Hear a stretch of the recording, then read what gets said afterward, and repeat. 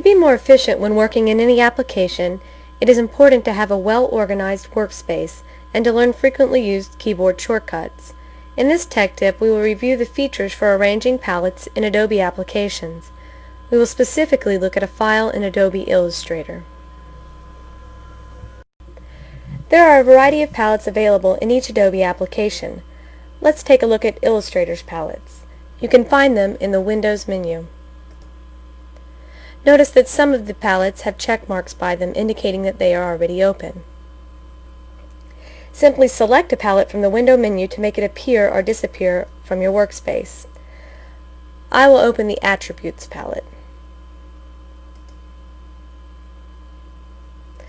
By double-clicking on a palette's tab, you can change how much information is displayed for that palette.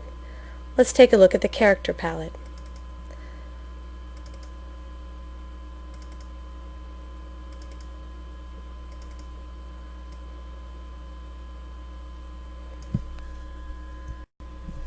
Some palettes are related to other palettes, such as the Character, Paragraph, and Open Type palettes, and thus it makes sense to group them together.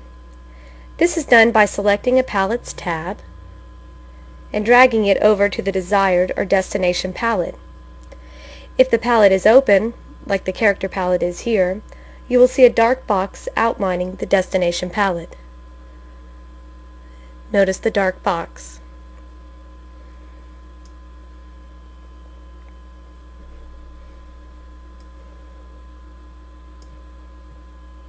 These palettes are now grouped. Note that once the palettes are grouped, if you turn any one of the palettes off in the Windows menu, all of the palettes in that group are removed from your workspace. For example, the Swatches and Color group. If I go to the Window menu and turn off Color, both palettes disappear.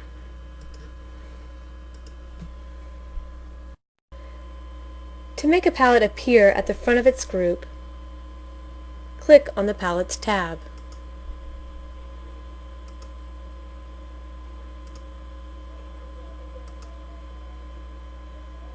To move an entire palette group, simply drag its title bar.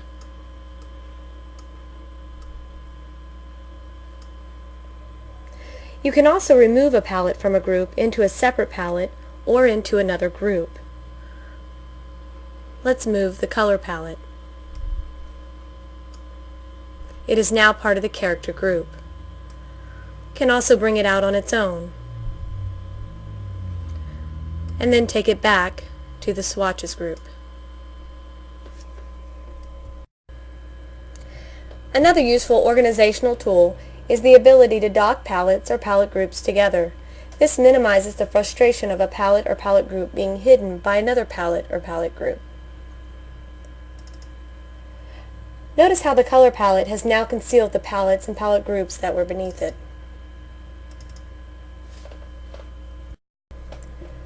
To dock palettes, drag the Palette tab to the bottom of another palette.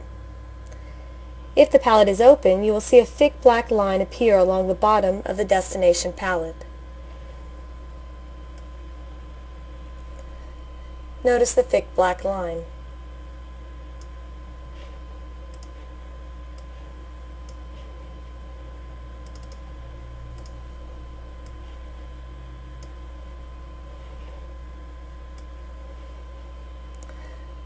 Again, you can see the thick black line at the bottom of the stroke palette.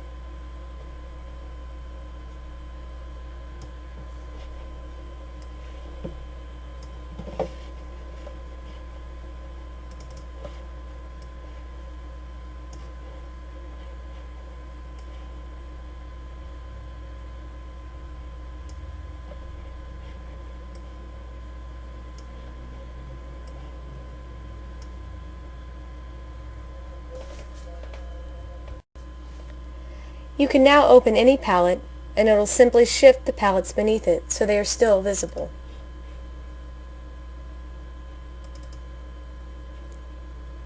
If I open the Layers palette, the Brushes palette will still be visible.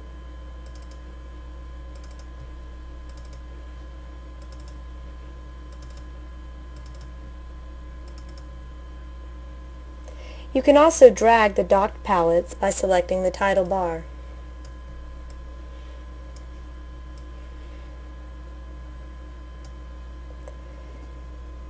Again, the ability to group and dock palette makes it much easier to create an efficient and organized workspace. This concludes the Arranging Palettes Tech Tip. Thank you.